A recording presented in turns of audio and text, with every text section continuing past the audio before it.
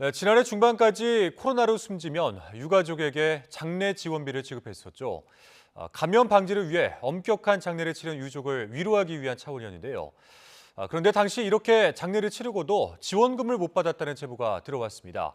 무슨 사연인 건지 제보는 Y 이준혁 기자가 알아봤습니다. 바이러스가 확인된 코로나 바이러스 질환.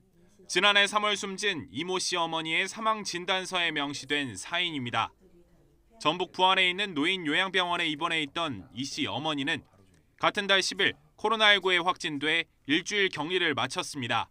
하지만 격리 해제 이후 산소 포화도는 더 떨어졌고 사흘 뒤 숨졌습니다. 어머님이 산소 포화도가 떨어진다. 임종이 가까우신 것 같으니까 내려오셔야 될 것 같다. 이렇게 연락을 받았었어요. 이 씨가 모친상을 치른 시기는 국내 코로나19 사망자가 역대 최다를 기록하는 등 유행이 정점에 이르던 때 전 국민이 감염병 공포에 떨며 혼란스러워하던 상황에서 군청의 허술한 조치도 불거졌습니다. 격리 기간에 숨진 게 아니라면 장례를 치를 때 코로나19 감염 방지 조치를 할 필요가 없는데도 세부적인 지침이 없다는 이유로 일단 시신 화장부터 하게 한 겁니다. 유족은 염에도 참여하지 못한 채 어머니 시신이 들어간 감염 방지 가방을 먼 발치에서 바라만 봐야 했습니다. 요양원에 계셨던 병원복 그대로 그 투명 비닐팩 같은 거 안에 그냥 입관이 되시고 저희가 준비한 뭐 여러 가지 수의나 이런 것들은 그냥 위에다가 얹어 놓으셨더라고요. 이 씨는 코로나19 사망자의 장례를 감염 방지 조치에 따라 치르면 유족에게 1,000만 원씩 지급하던 장례 지원비도 받지 못했습니다. 이 씨의 어머니는 격리가 해제된 상태에서 숨져서 지원 대상에 들어가지 못한 겁니다.